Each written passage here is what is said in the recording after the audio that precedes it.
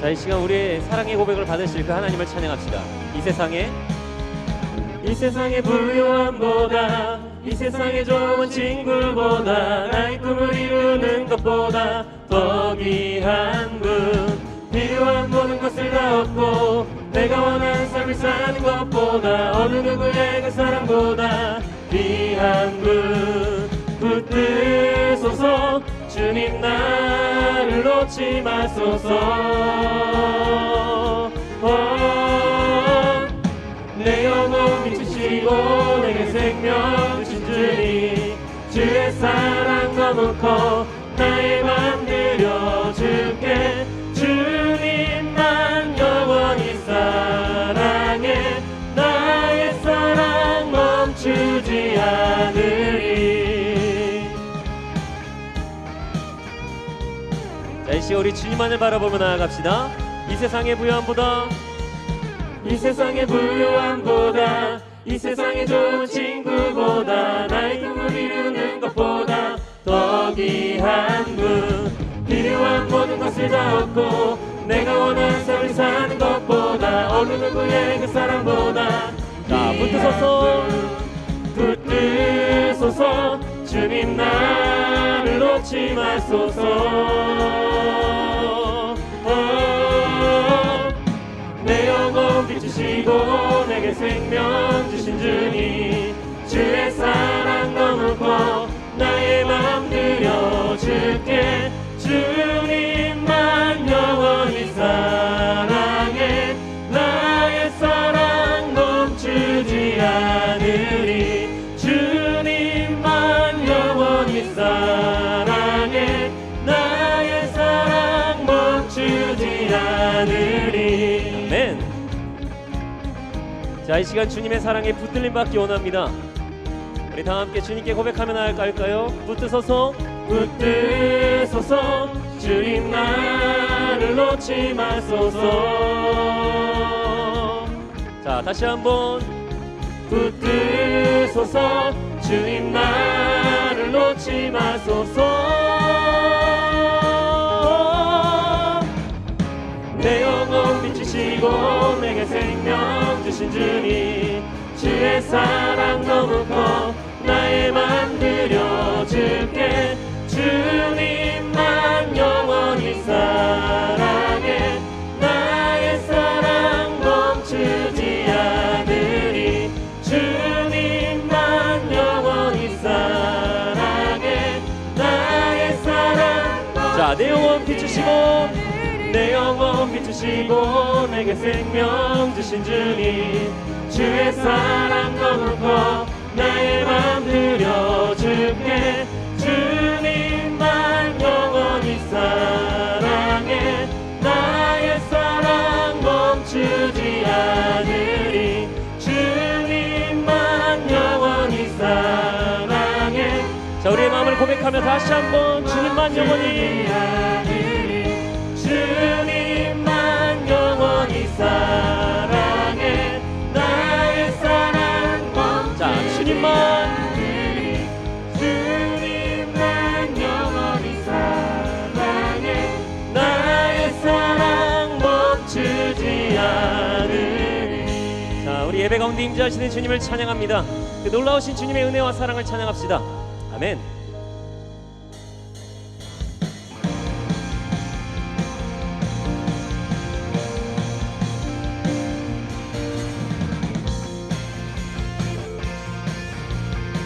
자, 우리에게 날마다 은혜를 베풀어 주신 그 놀라우신 주님의 사랑을 다시 한번 찬양하며 나아갑시다. 자, 주님과 같은 분 없네. 주님과 같은 분 없네. 하늘과 땅 만드신 주, 끝없는 기쁨을 채우시네.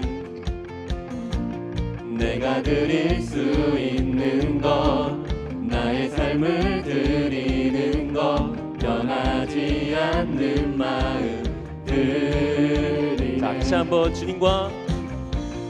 주님과 같은 분 없네.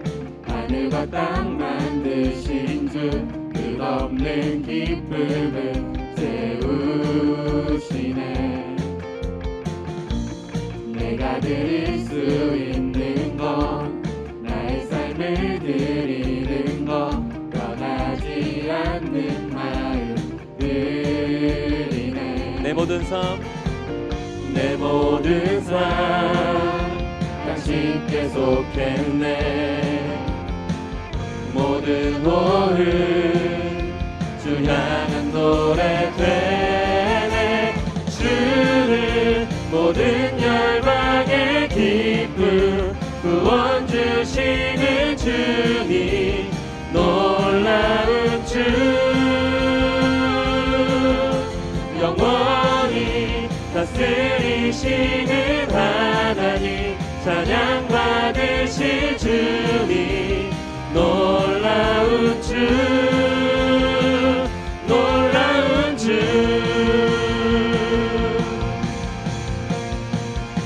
매일 아침 구하는 것, 매일 아침 구하는 것, 끝없는 주의 신실함, 그 임재 보기를 나 바라네. 주의 자비와 신실함 나를 자유케 하시니 멈추지 않는 신뢰. 자, 우리의 모든 삶이 주님께 속해 있음을 찬양합시다. 내 모든 삶 당신께 속했네. 모든 호흡 주 향한 노래 되네. 주는 모든 열방의 기쁨 구원 주시는 주님, 놀라운 주 영원히 다스리시는 하나님, 찬양 받으실 주님, 놀라운 주. 자, 놀라운 주, 놀라운 주. 아멘.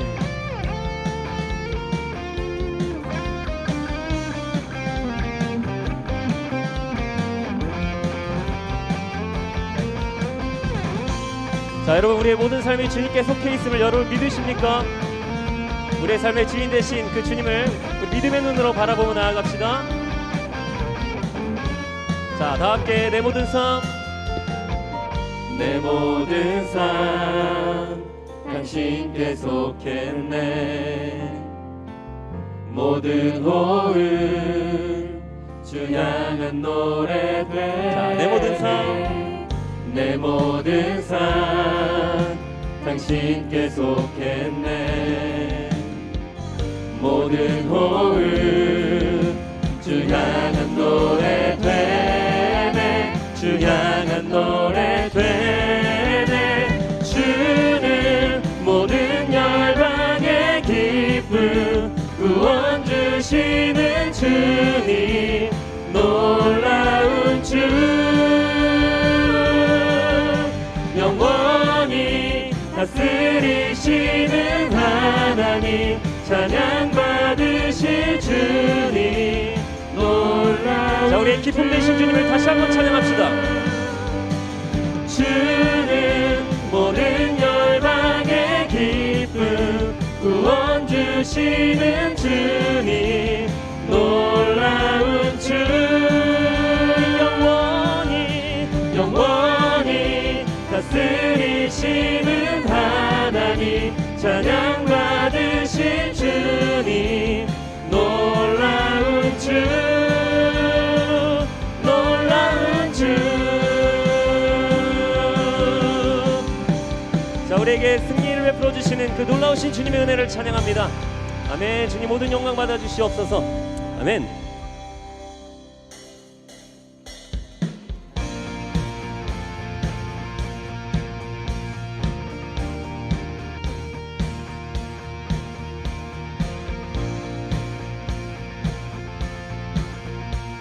다 함께 믿음으로 선포합시다.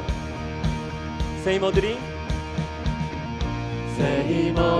주를 바랄 때, 주를 바랄 때, 우리 주를 바랄 때, 새 힘 얻으리 주를 바랄 때, 주를 바랄 때, 우리 주를. 자, 다시 한번 새 힘어들이, 새 새 힘 얻으리 주를 바랄 때 주를 바랄 때 우리 주를 바랄 때 새 힘 얻으리 주를 바랄 때 주를 바랄 때 우리 주를 바랄 때 주님 통치하시네 소망 구원 주시는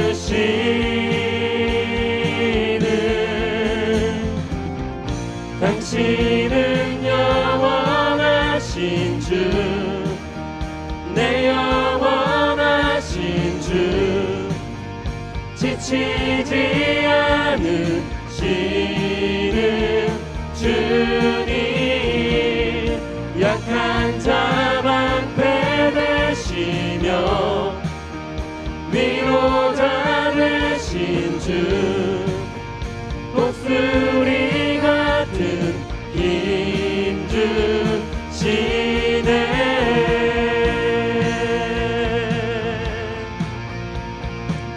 다시 한번 믿음으로 선포하며 나아갑시다. 새 힘 얻으리 새 힘 얻으리 주를 바랄 때 주를 바랄 때 우리 주를 바랄 때 새 힘 얻으리 주를 바랄 때 자, 우리 다시 한번 주님께 고백하며 나아갈까요? 새 힘 얻으리 새 힘 얻으리 주를 바랄 때 주를 바랄 때 우리 주를 바랄 때 새 힘 얻으리 주를 바랄 때 주를 바랄 때 우리 주를 바랄 때 주님 통치하시네 네. 소망 구원 주시 자, 우리 소망 되신 주님을 찬양합니다. 당신은 영원하신 주 내 영원하신 주 지치지 않으시는 주님 약한 자 방패 되시며 위로자 되신 주 독수리 같은 힘 주시네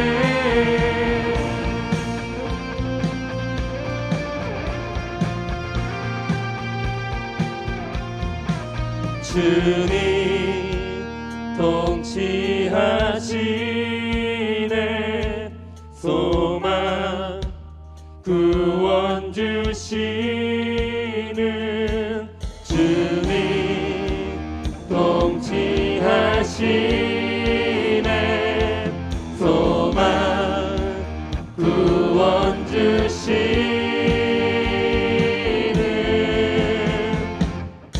당신은 영원하신 주 내 영원하신 주 지치지 않으시는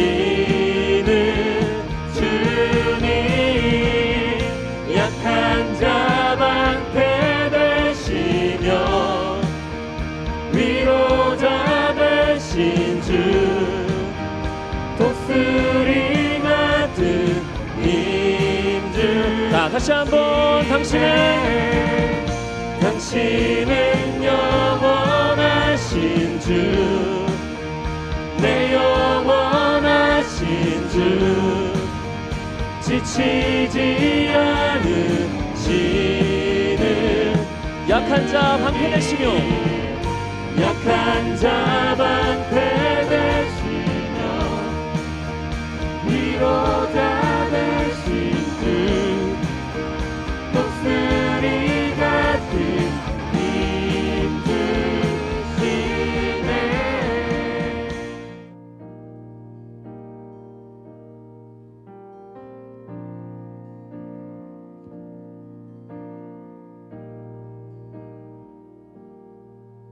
보이지 않는 영원한 왕 홀로 하나이신 하나님 모든 영광과 존귀를 주께 영원히 보이지 보이지 않는 영원한 왕 홀로 하나이신 하나님 모든 영광과 존귀를 주께 영원히 아멘. 보이지 않는 영원한 왕 홀로 하나이신 하나님 모든 영광과 존귀를 주께 영원히. 보이지 않는 영원한 왕 홀로 하나이신 하나님 모든 영광과 존귀를 주께 영원히 아멘. 영광과 존귀 영원히 영광과 존귀 영원히 영광과 존귀 영원히 아멘. 영광과 존귀 영원히 영광과 존귀 영원히 영광과 존귀 영원히 아멘.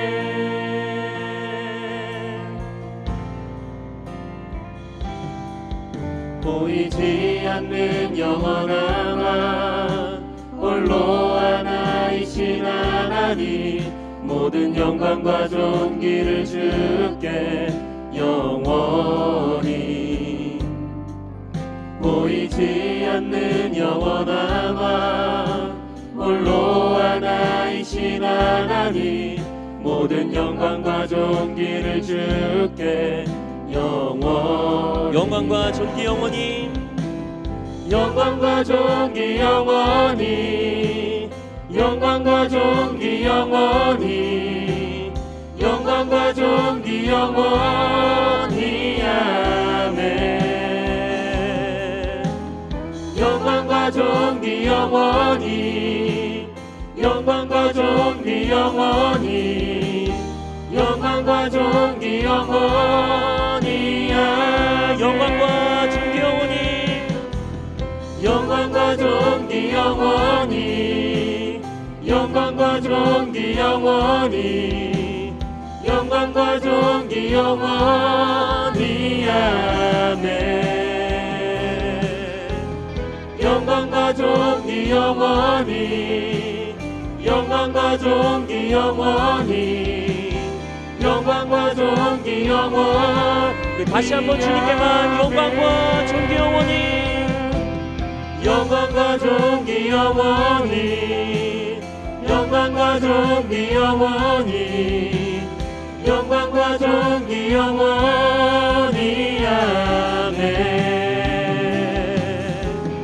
영광과 존귀 영원히 영광과 존귀 영원히 영광과 존귀 영원히. 다 함께 위대하신 주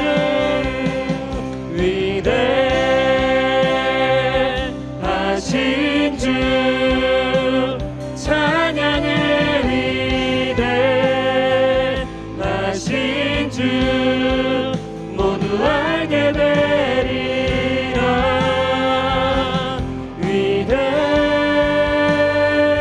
위대하신 주. 우리 살아계신 주님을 찬양합시다. 위대하신 주 위대하신 주 찬양해. 위대하신 주 모두 알게 되리라. 위대하신 우리의 삶의 주인이 되시는 그 살아계신 주님의 이름을 높여드립시다. 다 함께 위대하신 주 위대하신 주 찬양해. 위대하신 주 모두 알게 되리라.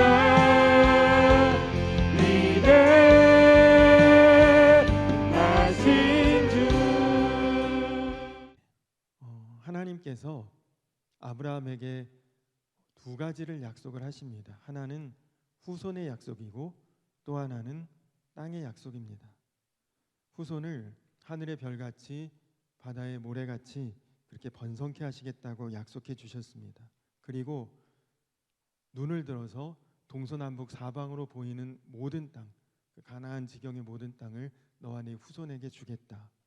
그렇게 두 가지의 약속을 하셨는데 두 가지 약속 다 당시 아브라함이 느끼기에는 굉장히 현실성 없는, 지금의 형편과 처지로 볼 때는 도저히 가능성 없어 보이는 그런 약속입니다. 특히 뭐 땅의 약속이야 시간이 지나고 세월이 흘러서 어떻게 이루어질 수도 있을지 모르지만 후손의 약속은 당장 나는 늙어가고 육신의 기력은 쇠하고 몸은 연약해져 가고, 여러분 사람에게 후손이 생길 수 있는 그때가 다 때와 기한이 있는 것 아닙니까? 그 가능성이 점점 사라지고 있으니까 지금 아브라함의 마음이 조급할 수밖에 없죠. 그래서 지난 15장에 보았던 것처럼 아브라함이 자신의 상속자는 다메섹 사람 나의 종 엘리에셀이니이다. 그냥 넋두리처럼 자녀도 없고 후손도 없고 지금 내 처지에 내 후사는 그냥 내 종에게 모든 걸 넘겨줄 수밖에 없는 처지입니다. 그렇게 넋두리를 하나님 앞에 했었던 아브라함이죠. 그래서 오늘 말씀은 마음이 조급해진 아브라함이 아내 사레의 몸종이었던 하갈을 통해 이스마엘을 낳게 되고, 그것 때문에 지금 일어나고 있는 분쟁을 우리에게 소개하고 있는 그런 내용입니다.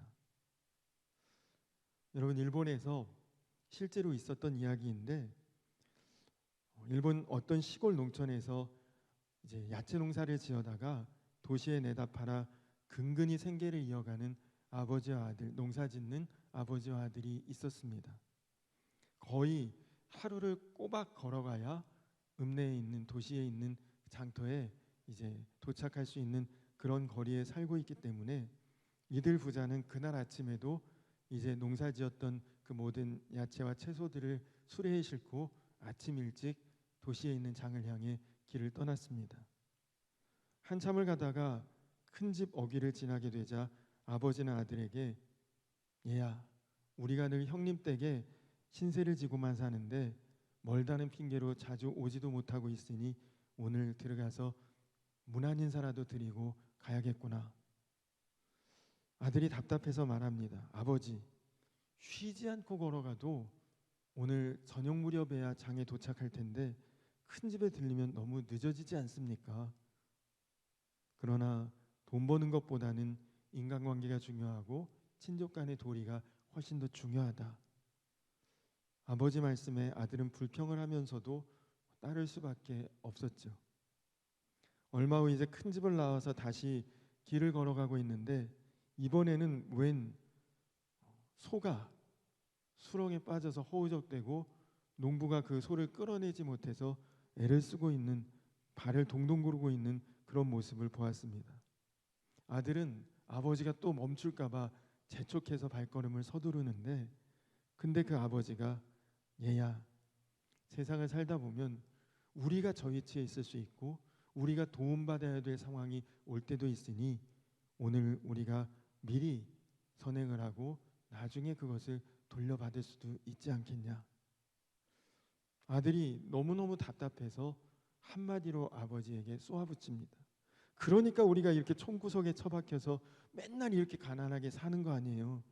일찍 가서 많이 팔아도 시원찮을 판에 에이 참. 결국 화가 났지만 아들 아버지랑 같이 갈 수밖에 없으니 역시 또 아버지를 도와 소를 건지는 일을 도왔고 또 거기서 한참의 시간이 소모돼 버리고 말았습니다. 아들은 두 번 다시 이 답답한 아버지하고 시장에 같이 나오는 일은 없을 것이다 다짐을 했습니다. 이제 거의 저녁 나절이 다 될 무렵에 저 멀리에 이제 도시가 보이기 시작합니다. 그런데 갑자기 그 도시 쪽에서 아주 요란하게 벼락치는 소리, 천둥 소리, 번개가 막 번쩍입니다. 보통 평상시에 듣는 그런 정도의 천둥 소리가 아니에요. 아들은 속으로, 야, 큰 비까지 내리려나 보다. 오늘 장사 다 틀렸다 하면서 마음에 체념을 했습니다. 아버지와 아들은 이제 드디어 마지막 고개마루를 넘어서면서 아래쪽 도시를 내려다보고 그만 할 말을 잃었습니다. 도시가 완전히 잿더미로 변해버렸기 때문입니다. 그 도시가 바로 제2차 세계대전 때 미국의 원자폭격을 받은 히로시마였습니다. 아버지의 여유와 도리를 지키고자 하는 마음이 결국 두 사람을 살려내는 그런 걸음이 되었던 것이죠. 오늘 우리는 그 어느 때보다 속도가 중요한 시대를 살아가고 있습니다. 속도가 돈이 되고 기술이 되고 실력이 되는 시대입니다. 여러분 아마 손에 들고 있는 휴대폰, 그것도 빨리 통화돼야 되고 빨리 접속이 되는 것이 가격도 비싸고 사양이 높은 것 아닙니까? 그런데 속도가 빠른 것만이 반드시 인생의 축복은 아니라고 하는 것을 오늘 아브라함이 우리에게 전해주고 있습니다. 하나님께서 아브라함에게 분명히 너로 큰 민족을 이루게 하겠다 약속해 주셨습니다. 그러나 시간이 흐르고 또 세월이 지나고 자기도 그렇고 사례도 그렇고 이제 다 늙어서 후손을 얻을 수 없게 되자 몸이 달아오릅니다. 조급해합니다. 조금만 더 늦으면 이제 기회는 영영 사라질 텐데. 아브라함과 사례의 믿음의 한계는 사례가 여자로서 임신이 가능한 연수가 지나면서 막 한계가 오는 거죠. 좌절이 됩니다. 분명히 사례를 통해 약속의 자녀를 준다고 했는데 그게 아닌가? 하나님이 분명히 그렇게 약속을 하셨는데도 인간적인 가능성이 없어 보이니까 이거 아닌가라는 생각이 자꾸 들고요. 그래서 하갈에게서 아기를 낳아야겠다고 서두르게 되니 하나님의 약속대로 했던 것이 아니라 인간의 방법대로, 그래서 축복의 자녀가 아닌 저주의 자녀를 낳게 된 겁니다. 여러분 오늘 말씀을 읽으면서 나도 모르는 사이에 내 안에 있는, 내가 가지고 있는 내 믿음의 한계가 있지 않은가? 내 믿음의 한계는 어디까지인가? 여러분 어느 정도 선까지는 내가 참아줄 수 있고 인내할 수 있지만 그것을 넘어설 수 없는 그 한계는 어디입니까? 한번 점검해 보시기 바랍니다. 하나님은 우리가 도저히 버틸 수 없는 그 한계를 분명히 다루어 가십니다. 내가 하나님을 믿으면서도 실제로는 거기까지는 도저히 라고 하는 그 부분을 하나님께서 분명히 만지시고 터치하시고 다루기를 원하신다는 거죠. 우리 인생에서 우리가 어떤 기대를 가지고 있었던 그런 결과가 속히 얻어지지 않고 내 인생 후퇴한다고 느껴질 때, 내가 기도했던 그 기도의 결과를 얻지 못하고 응답이 지연되고 있을 때, 나의 삶이 사방으로 꽉꽉 막혀 있는 것 같고 더 이상 나아갈 길이 없는 것 같은 그런 상황일 때, 여러분 우리가 아브라함에게 배워야 될 교훈이 무엇일까요? 그것은 절대로 서둘러서는 안 된다는 것입니다. 여러분 오늘 보듯이 믿음의 조상 아브라함 지금까지 잘해왔습니다. 그런데 오늘 여기서 서두르다가 그만 일을 다 그르쳐버리고 말지. 이러다가 영 자식을 얻기 어려울지도 모르겠다. 그래서 서둘렀습니다. 결국 자식을 얻기는 얻었습니다. 그러나 그것이 불행의 씨앗이 되고 말았습니다. 사레와 하갈의 갈등을 낳았고 이스마엘과 이삭의 갈등을 낳았고 많은 세월이 흐른 후에는 민족 간의 갈등이 거기서 비롯된 것이죠. 모두가 서둘렀기 때문입니다. 어떤 사람이 택시를 타고 급한 마음에 그냥 한다는 소리가 얼른 갑시다 하고 외쳤습니다. 얼떨결에 운전사도 냅다 그냥 차를 몰고 운전해서 가는데 가만히 보니까 이게 어디로 가야 되는지 듣지를 못한 거죠. 돈은 돈대로 더 지불하게 되고 시간은 시간대로 더 소모하게 되고. 여러분 우리도 지금 빨리는 달리고 있는데 무엇 때문에 달려가는지, 어디를 향해 달려가는지 전혀 모르고 그냥 속도만 올리고 있는 것 아닙니까? 아브라함처럼 말이죠. 급할수록 돌아가라는 말이 있습니다. 응답이 늦춰진다고 느껴질 때, 내가 기대했던 결과가 얻어지지 않았다고 느껴질 때, 그래서 마음에 좌절과 낙심이 생길 때 우리가 해야 할 일, 그것은 하나님의 음성에 한 번 더 귀 기울이는 것입니다. 우리는 곧잘 답답하면 주변 사람들에게 내 가슴앓이 속내기를 털어놓습니다.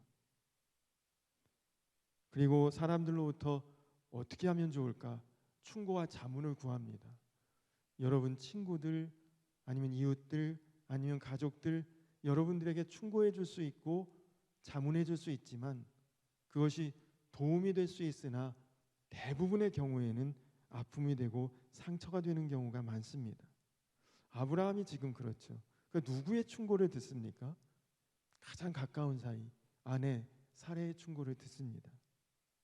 아내의 충고를 들은 것이 그것이 잘못은 아닙니다. 다만 그 의견을 듣고 결정하기에 앞서서 하나님 앞에 기도도 한 번 하지 않고 충고 들은 그대로 그냥 일을 실행했다는 것이 문제지요.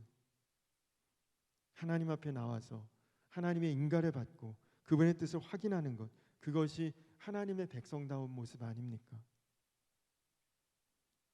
저는 때때로 목회자가 된 것이 얼마나 다행인지 모릅니다. 무슨 어려운 일이 생기든지 무슨 문제가 있든지 저와 같은 목회자는 뭐 어디에다 누구를 만나서 하소연할 데가 없어요. 누구에게 이런 일이 있다라고 쉽게 말하기도 어렵습니다. 그래서 그저 기도밖에는 달리 행할 길이 없고 또 기도하고 나면 언제나 내 생각이 아니라 더 좋으신 주님의 계획대로 나를 인도해 주십니다. 혹시 여러분 중에 지금 삶이 답답하십니까? 나를 둘러싼 모든 상황과 조건이 어둡다고 느껴지십니까? 그렇다면 여러분은 사람의 충고에 민감한 분이십니까? 하나님의 음성에 민감한 분이십니까? 하나님의 음성을 놓치는 순간 인생은 방황입니다. 사람의 말에만 민감할 때 우리는 경거망동하게 되고 결국은 아브라함과 같은 이런 실수를 하게 됩니다. 삶이 답답할 때, 제자리 걸음일 때, 기도에 응답이 없을 때, 그럴 때 우리가 더욱 힘써야 될 일은 엎드리는 일이고 기도하는 일이고 하나님의 음성에 귀 기울이는 것입니다. 앞에서 말씀드렸던 그 아버지와 아들의 이야기를 생각해 볼까요? 수단과 방법을 가리지 않고 일단 돈벌이의 목적에 혈안이 된 그 아들보다는 순간순간 누군가의 필요를 채워주기도 하고 그리고 결국에는 자기의 생명도 살려낼 수 있는, 그래서 하나님께 영광 돌리는 그 아버지의 모습, 주변을 아우를 수 있는 그 마음이 하나님의 백성다운 모습입니다. 그렇습니다. 우리가 인생길을 걸어가는 그 순간순간의 과정이 하나님이 주신 삶의 기회이고 또 은혜라고 충분히 그 기쁨을 누리면서 거룩함을 누리면서 그렇게 살아갈 수 있는 그 당당함을 하나님께서는 오늘 우리에게 보기를 원하십니다. 지금 나를 둘러싸고 있는 인생이 어둠이어도 사면초가여도 답답함이어도 여러분 그것 때문에 서두르지 마십시오. 엎드리시고 기도하십시오. 눈도 보이지 않고 귀도 들리지 않고 또 말도 하지 못했던 헬렌 켈러가 이런 말을 했습니다. 앞길도 막히고 뒷길도 막힐 때 하나님은 하늘문을 열어주신다. 하나님의 음성을 분별하고 내 인생에 대한 하나님의 뜻과 계획을 여러분 기도하고 또 귀 기울이고 마음에 받기 위해 한번 힘써 보십시오. 자, 아브라함의 아내 사레의 여종 하갈이 오늘 임신을 하고 난 것을 알게 됐을 때 임신하지 못하는 여주인을 깔보고 멸시하기 시작합니다. 그래서 여주인 사례로부터 말할 수 없는 핍박을 받게 되고 이 하갈이 도저히 견딜 수 없어서 임신한 몸으로 무작정 집을 나와 탈출하고 맙니다. 도망을 가죠. 이때 당시에 종이 주인의 집을 떠나간다. 그것은 붙잡히면 죽음입니다. 그러나 하갈에게 있어서는 지금 그런 것을 따지고 분별하고 생각할 겨를이 없습니다. 당장 매맞는 것이 두려워서 집을 떠나 도망하는 길을 택했습니다. 고향이 애굽 사람이라고 했으니 아마 애굽을 향해 걸어갔겠죠. 술길 샘물 곁에 도달해서 잠시 쉬고 있을 때 그때 하나님의 사자를 만납니다. 하나님의 사자가 도망하고 있는 이 하갈을 찾아와 이렇게 묻습니다. 오늘 말씀 8절에 보니 사레의 여종 하갈아 내가 어디서 왔으며 어디로 가느냐. 참 특이한 질문이죠. 하나님의 사자인데 모든 상황 알고 있을 텐데 봤을 텐데 지금 어디서 왔는지도 알고 어디로 가려는지도 알고 있을 텐데 이렇게 묻고 있습니다. 이것은 질문이 아니라 책망이죠. 너 왜 나왔니? 그냥 있어야지 왜 집을 떠났니? 그건 책망이에요. 여러분 우리가 살다 보면 어떤 때는 하갈 같은 심정이 들 때가 있어요. 그냥 눈앞이 캄캄합니다. 앞뒤 가릴 겨를이 없습니다. 아기는 임신했죠. 여주인 사례는 자기를 죽일 듯이 학대하죠. 눈앞이 캄캄한 거예요. 어떻게 살아야 될지 길을 모르겠는 거예요. 우리도 인생을 살다 보면 앞이 딱 막힌 것 같은 캄캄한 때가 있지 않습니까? 여러분 그때 조심해야 됩니다. 내가 길을 제대로 분별하지 못하고 거꾸로 볼 때가 있어요. 죽을 길과 살 길을 구분하지 못해요. 그러나 지금 내 눈이 캄캄해서 그렇지 하나님은 언제나 우리에게 살 길을 열어놓고 계십니다. 우리가 나아갈 바를 하나님은 언제나 준비하고 계십니다. 여러분 아무리 괴로워도 하나님이 있으라 그러면 그냥 거기 있는 것이 사는 길이고 아무리 지금 이 자리가 좋아도 하나님이 가라 하시면 과감히 일어나서 그 자리를 떠날 수 있는 그것이 우리가 사는 길입니다. 하나님의 음성을 듣지 못하고 그 길을 보는 눈이 없으니까 내가 망하는 길로 후회하는 길로 지금 가고 있는 거예요. 하나님의 사자가 하갈에게 말합니다. 돌아가서 내 주인 사레에게 복종하라. 여러분 이것은 어찌 보면 너 지금 죽어라 이 말보다 더 잔인한 말입니다. 도저히 가고 싶지 않거든요. 다시 마주치고 싶지 않거든요. 너무너무 두렵고 무섭고. 그러나 지금은 싫든 좋든 그 여주인의 밑에 머물러 있는 것이 그에게는 살 길인 것입니다. 그래서 실제로 순종했고 그래서 하갈도 살고 태중에 있는 아기도 살고 그리고 그 아이가 지금 이슬람권 아랍 사람들 전체의 조상인 이스마엘이 된 것입니다. 여러분 우리가 살아가는 동안에 우리 인생길에도 꼭 이런 일을 만납니다. 나는 정말 싫은데 하나님이 하라고 하실 때가 있습니다. 나는 정말 내키지 않고 어려운데 하나님이 그렇게 요구하실 때가 있습니다. 그런데 여러분 거기에 순종해서 살게 된 사람이 있고 자기 고집 부리다가 그렇게 못해요. 안 돼요. 어려워요. 힘들어요. 환경과 조건에만 반응하다가 얼마든지 살 길이 있음에도 망하는 사람이 참 많습니다. 여러분 우리가 살 길은 하나님 앞에 순종하는 길입니다. 우리에게 길이 있다면 딱 하나, 순종이에요. 오늘 이 자리에 오신 여러분들 모두가 다 잘되고 복되고 형통하고 시온의 대로 같고 그리고 에바다와 같이 열릴 수 있는 그런 길이 항상 있습니다. 그것은 하나님께 완전히 순종하겠다고 하는 결심만 있으면 여러분 인생은 그런 길로 나아가게 됩니다. 많은 성도들이 알죠. 아는데 순종하기가 어려워서요. 여러분, 하나님께 순종하기가 어렵다, 힘들다 합니다. 왜 그럴까요?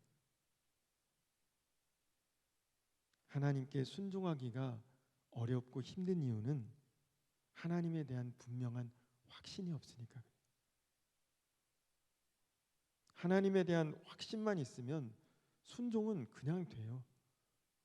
여러분, 누굴 철석같이 믿는다, 그리고 그 사람이 정말 뭐든지 해내는 것을 알고 보았다, 그럼 그 사람 믿고 따를 수 있죠. 근데 그에 대한 확신이 없다 그러면 따라야 돼, 말아야 돼, 같이 가야 돼, 멈춰야 돼, 계속 갈등이 오는 거 아닙니까? 그 순종이 어려울 수밖에 없죠. 송기론 목사님이 우리 교회 오셔서 가정 세미나를 하실 때 이런 이야기를 하신 적이 있어요. 어떤 자매가 결혼을 하게 되었는데 결혼할 형제가 믿음이 별로 없어 보여요. 그래서 이 자매가 그 형제하고 결혼하기 전에 조건을 겁니다. 우리 결혼하고 나면 다른 건 몰라도 반드시 잠들기 전에 서로 손잡고 기도하고 자야 된다. 그랬더니 그 형제가 아주 흔쾌히 그렇게 하겠다고 약속합니다. 뭐 그거 별로 그렇게 어려울 것 같지도 않고, 또 그러지 않겠다고 하면 결혼도 승낙받지도 못할 것 같고, 그러니까 그냥 그렇게 하겠다고 이야기를 합니다. 그래서 결혼을 하고 한동안은 약속대로 잘 지켰어요. 두 내외가 밤에 자기 전에 꼭 손을 잡고 하나님 앞에 기도하고 그리고 잠자리에 들었습니다. 그런데 어느 날 이 남편이 술이 잔뜩 취해서 저녁에 집에 들어왔는데 뭐 이 아내는 굉장히 화가 났겠죠, 당연히. 근데 뭐 술에 취해 있으니까 뭐라고 말을 해도 말이 통하지 않고, 그래서 아내가 조용한 목소리로 여보, 기도하고 자야지, 우리 기도하고 잠들기로 약속했잖아.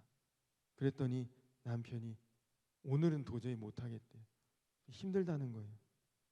술 취해서 힘드니까 오늘만 당신 혼자 기도하고 자, 그러면서 그냥 쓰러져 버리는 거예요. 그래서 이 아내 혼자 무릎을 꿇고 그냥 기도하든 말든 쓰러져 있는 남편의 손을 꼭 붙잡고 그리고 기도를 시작합니다. 하나님, 오늘 남편이 술이 많이 취해서 들어왔습니다. 그래서 할 수 없이 저 혼자 이렇게 기도할 수밖에 없습니다. 그랬더니 남편이 갑자기 슬그머니 일어나더니 아내의 귀에다 대고 이렇게 말을 하더랍니다. 여보, 하나님한테 나 술 취했다고 말하지 마. 아프다고 말해, 아프다고. 여러분, 이게 믿음인가요, 아닌가요? 애매모호합니다. 지금 아내의 기도를 하나님이 들을 것이라는 믿음은 있는데 자기는 일어나서 기도는 하지 못하겠고. 근데 믿음이 그런 정도 수준이면 순종이 어렵죠. 근데 하나님을 믿어도 딱 그 정도 수준으로 신앙생활 하는 성도들이 많습니다. 하나님을 안 믿는 것도 아니지만 믿어도 또 확실하게 순종하고 따를 만한 그럴 용기는 또 없고요.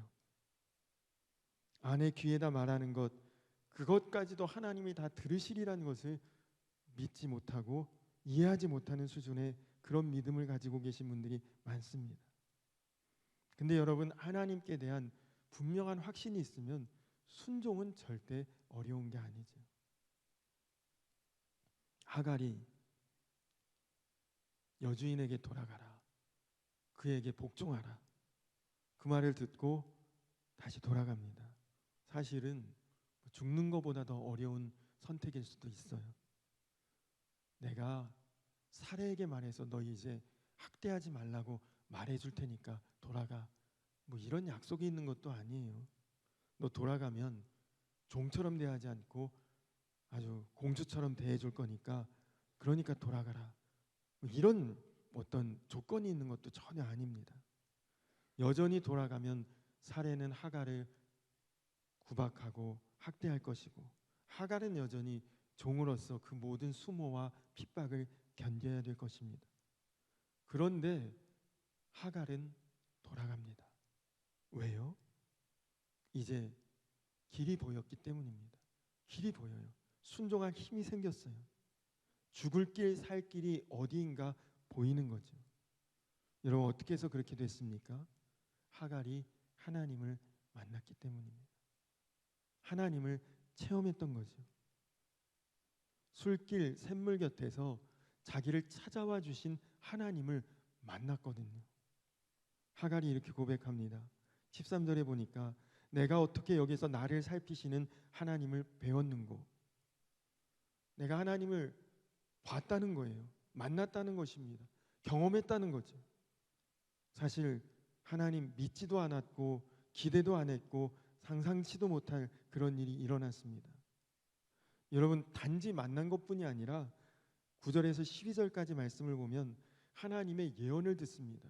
너와 너의 태중에 있는 아기는 보통 사람이 아니다. 태중에 있는 아기가 큰 민족의 조상이 될 것이다.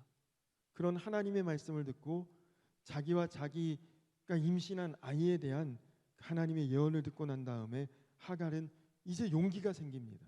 순종하고 돌아갔습니다. 사실 하갈이 주인집을 뛰쳐나올 때는 눈앞이 캄캄해서 나온 거잖아요. 어떻게 살 길은 없는데 거기서도 못 살겠으니까 그냥 무작정 나온 것 아닙니까? 아브라함도 자기에게 별로 마음이 없고 사례는 자신을 죽도록 학대하고 나도 그렇고 내 뱃속에 있는 이 아이도 그렇고 이대로 살다가 죽을 것 같고 미래도 없고 아무것도 길이 없어요. 눈앞이 캄캄하니까 헤맸던 거죠. 죽을 길을 가는 것입니다. 망하는 길이 사는 길이라고 착각했던 거예요. 그런데 그 하갈이 하나님을 만나고 나서 눈이 열립니다. 10절에 보시면 내 씨를 크게 번성하여 그 수가 많아 셀 수 없게 하리라. 자기 자신과 태중에 있는 아기의 미래에 대해서 눈이 뜨이고 나니까 그러니까 이제 하갈이 담대함을 얻습니다. 여러분 사실 아브라함의 눈에 하갈은 종일 뿐입니다. 사례가 하갈에게서라도 우리가 후손을 봐야 되지 않겠느냐 하니까 그냥 잠깐 하갈에 품었었던 것뿐이에요. 만약 아브라함이 하갈에게 어떤 감정이 있고 마음이 있었다 그러면 사례를 꾸짖었겠죠. 아니 아이도 임신한 그런 여자를 왜 그렇게 핍박하느냐, 좀 내버려두라 그랬겠지만 아브라함이 하갈에게 아무런 보호막이 되질 못해요. 그냥 한다는 소리가 당신 종이니까 당신 마음대로 처리해라, 이렇게 나오는 거예요. 아브라함의 눈에 하갈은 아무 의미 없는 존재입니다. 사례에게 있어서는 뭐 더 말할 나위도 없죠. 그냥 죽여도 되고 그냥 마음 내키면 살려줄 수도 있는 그런 종일 뿐입니다. 여러분은 오늘 말씀을 보실 때 여러분이 보는 하갈은 어떤 느낌입니까? 사실 우리에게 있어서도 이 하갈이라는 사람 별로 중요하지 않죠. 존재감 없죠. 비중 있는 인물 아니잖아요. 아브라함 믿음의 조상, 열국의 아버지. 우리가 성경에서 딱 믿음하면 떠오르는 그런 아주 대단한 미인 아닙니까? 사례는 또 어떻습니까? 그런 아브라함과 함께 약속의 자녀 이삭을 낳고 그리고 하나님께 순종의 여인으로 인정받고요. 우리가 아브라함, 사례 중요한 사람이라고 인정하고 기억하지만 여러분 하갈은 어떻습니까? 우리가 성경 읽을 때 뭐 창세기 요 부분에 잠깐 보고 두 번 다시 생각도 기억도 안 하는 그런 존재 아닙니까? 별로 기억도 되지 않는 그냥 종일 뿐이잖아요. 하갈 자신도 자기를 그렇게 생각했겠죠. 누가 자기를 귀하게 생각해 주겠습니까? 자기는 아무짝에도 쓸모없는, 존재감도 하나 없는, 죽고 사는 것 사실 뭐 가출해서 어디서 죽어도 눈 깜짝 안 할 사람들이 아브라함과 사례였겠죠. 여러분 그런데 아무도 인정하지 않고 존재감도 없고 미천하기 짝이 없는 이 여인을 누가 가서 만나줍니까? 하나님이. 그것도 찾아가서 직접 가서 하나님 만나주시고 나 같은 이런 존재에게 하나님이 찾아와 주셨다는 거예요. 하나님은 그런 하나님이십니다. 자기도 자기에게 기대가 없는데 그런 자신에게 하나님이 와서 만나 주셨어요. 하나님, 내 주인의 하나님이지. 여호와 하나님, 뭐 주인 아브라함 사례나 만나 주실 분이지 내가 하나님과 무슨 관계가 있을까? 나는 더군다나 성질이 못돼 먹어서 자기 주인한테 대들었다가 지금 쫓겨나듯이 나온 그런 죄값을 치르고 있는 나에게 하나님이 찾아오셨고요. 내 눈물을 하시고 내 사정을 하시고 내 아픔을 하시고 그리고 나와 내 태중에 있는 아기의 미래까지도 계획해 주시고 그 하나님을 만났으니 믿을 수가 없는 거예요. 지금 하갈에게는 너무나 감격의 순간이었습니다. 하나님을 만나고 하갈은 감격의 눈물을 흘립니다. 그리고 난 다음에 하나님 말씀에 이제는 순종할 힘을 얻었어요. 누구나 다 그렇습니다. 여러분, 하나님이 정말 나를 알고 계실까? 나를 기억하실까? 나를 만나 주실까? 그런데 그 하나님을 진짜로 만나게 될 때 그런 사람의 인생은 완전히 바뀌게 됩니다. 그걸 우리는 거듭났다고 표현하죠. 주변 여건, 환경, 상황, 처지 달라진 거 하나 없어요. 그러나 그때부터 하나님을 만난 순간부터 나에게는 길이 보이는 것입니다. 하나님을 정말 만난 사람은 길이 보입니다. 살 길인지 죽을 길인지 분별이 돼요. 오늘 만약에 하나님께서 여러분에게 하갈에게 물으신 그 질문을 하신다. 여러분 어떨까요? 너는 어디서 와서 어디로 가고 있느냐? 하나님이 오늘 지금 나에게 그런 질문을 하신다면 여러분 뭐라고 대답하시겠어요? 집에서 왔는데 집에 갈 건데요? 이렇게 대답하시겠습니까? 여러분은 어디서 와서 어디로 가고 계십니까? 혹시 여러분 지금 하갈처럼 방황하고 있지 않습니까? 허둥대고 살고 있지 않습니까? 두려움과 염려 속에서 그냥 여건과 환경을 따라 어쩔 수 없다고 하면서 그냥 그렇게 살고 있는 것 아닙니까? 여러분은 지금 분명히 내가 가는 길이 하나님의 인도하심을 따라가는 길이다 그렇게 확신하실 수 있습니까? 너 어디서 와서 지금 어디로 가고 있니? 하나님, 죽지 못해 저 살고 있어요. 여러분 만약 그렇다면 지금 여러분은 하갈입니다. 하나님 보시기에 너무너무 답답한 거예요.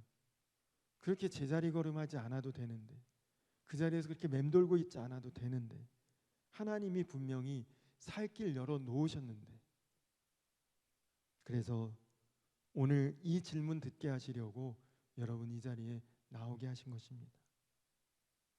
우리가 술길 샘물 곁에 앉아 울고 있는 하갈과 다르지 않습니다. 하갈이 하나님 만난 것처럼 여러분도 오늘 여러분을 찾아오시는 그 하나님을 만나게 되시기를 간절히 축원합니다. 솔직히 우리 방황하고 살아왔죠. 갈 길을 잘 모르고 살아왔죠. 바쁘면 바쁜 대로, 급하면 급한 대로, 어려우면 어려운 대로, 힘들면 힘든 대로 그냥 이게 사는 거지라고 그렇게 합리화하고 살아오지 않았습니까? 그런데 이건 하나님이 주신 길 따라가는 게 아니에요. 여러분 오늘 여러분에게 하나님이 길을 열어주시기를 간절히 축원합니다. 여러분 로버트 슐러 목사님이란 분을 혹시 아실지 모르겠어요.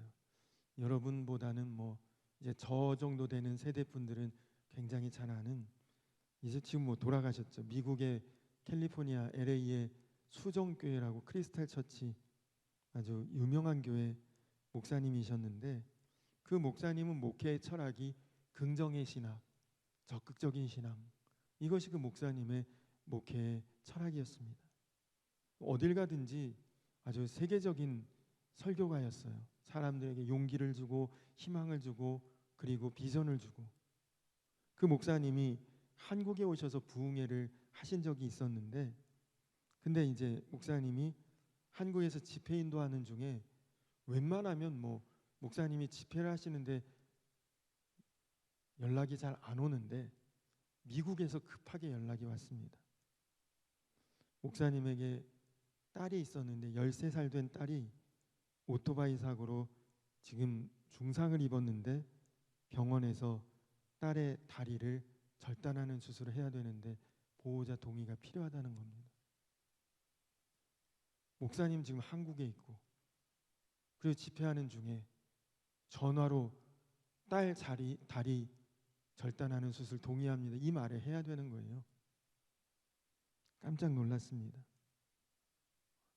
절단 수술을 안 하면 생명이 위험하다고 하니까 동의를 안 할 수는 없고 일단 전화상으로 그렇게 하겠다고 이제 결정은 했지만 모든 한국 일정을 정리하고 바로 미국으로 건너갑니다. 돌아가는 비행기 안에서 내가 어떻게 딸을 만나야 될까? 미국에서 한국에 올 때만 해도 그렇게 예쁘고 아름답고 세상에서 가장 귀한 그 딸이 갑자기 다리가 하나 없는 장애인이 돼서 이제 만나야 되는데, 다리가 없는 딸을 내가 뭐라고 위로해야 되나?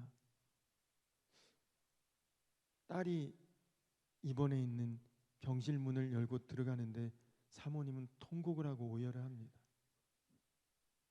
목사님도 세계 어느 곳을 가든지 설교할 때마다 긍정적인 믿음을 가지셔야 합니다. 하나님은 살아계십니다. 적극적인 신앙을 가져야 합니다. 누구를 만날 때나 그렇게 말씀을 전하기는 했지만 막상 자기가 그런 일을 당하고 나니까 내가 지금 무슨 기도를 어떻게 하나님 앞에 해야 되나? 목사님도 막 마음이 혼란스럽더래요. 그런데 병실 문을 열고 사모님은 통곡을 하고 딸은 어떤 모습일지 조마조마한 마음으로 병실 문을 열고 들어가는데 딸이 너무너무 밝은 표정인 거 있죠. 안녕 엄마 아빠 하면서 딸이 손을 흔들고 인사를 하는 거예요. 그러면서 그 딸이 울고 있는 부모님을 붙들고 이야기를 합니다. 엄마 아빠, 내가 지금 이렇게 다리를 잃어버리고 장애인이 된 것은 하나님이 나에게 사명을 주기 위해서라고 말씀해 주셨어요. 나처럼 이런 장애인들을 위해서 하나님께서 특별한 사명으로 살게 하시려고 저에게 이 일을 겪게 하셨대요. 여러분, 13살 된 소녀가 우리나라로 치면 중학교 1학년 정도, 그 나이에 어떻게 그런 말을 할 수가 있죠? 그가 병상에서 수술 받으면서 하나님을 정확히 만났던 것입니다. 하나님 나를 여전히 사랑하시고 하나님 나와 여전히 오늘도 함께 하시고 그 하나님을 체험하고 나니까 일생의 불행이 사명으로 바뀐 것입니다. 그리고 그 딸 캐롤 슐러 밀러는 지금까지도 장애인을 위한 최고의 사역자로 헌신하고 있습니다. 우리 속담에 선무당이 사람 잡는다라는 속담이 있습니다. 어정쩡하게 알고 있는 그런 얕은 지식 때문에 오히려 상황을 악화시키는 경우에 주로 이런 속담을 말하죠. 여러분들은 잘 모르죠. 평면 TV 같은 것만 보셨으니. 제가 어렸을 때는 TV가 브라운관 이렇게 박스같이 생긴 그런 TV였는데 TV를 보다가 TV가 잘 나오지 않으면 저희 아버지가 TV를 가서 옆을 팍 칩니다. 그러면 지직거리는 TV가 갑자기 탁 화면이 잘 나와요. 근데 사실 이 TV가 잘 안 나오는 때는 접촉 불량이 생긴 때라 수리를 해야 되는 때인데 한 번 때리면 뭐 우연찮게 순간 접촉이 되면서 TV가 나오기는 하지만 그렇게 몇 번 하다 보면 TV 버려야 되지 않겠습니까?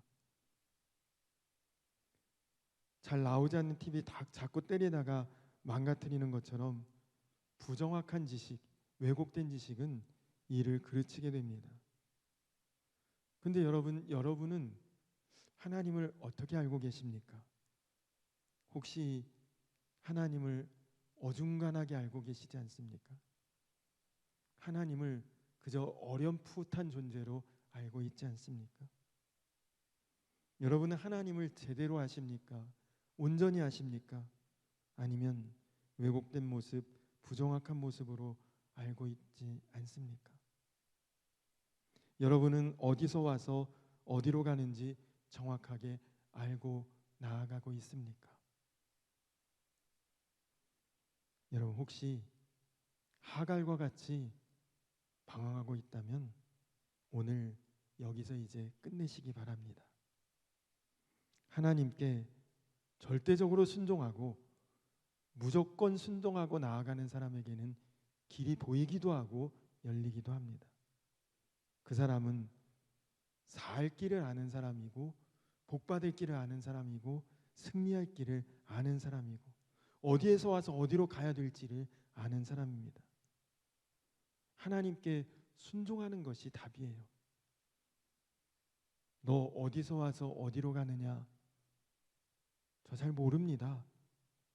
이건 순종하지 않겠다는 사람의 대답이죠.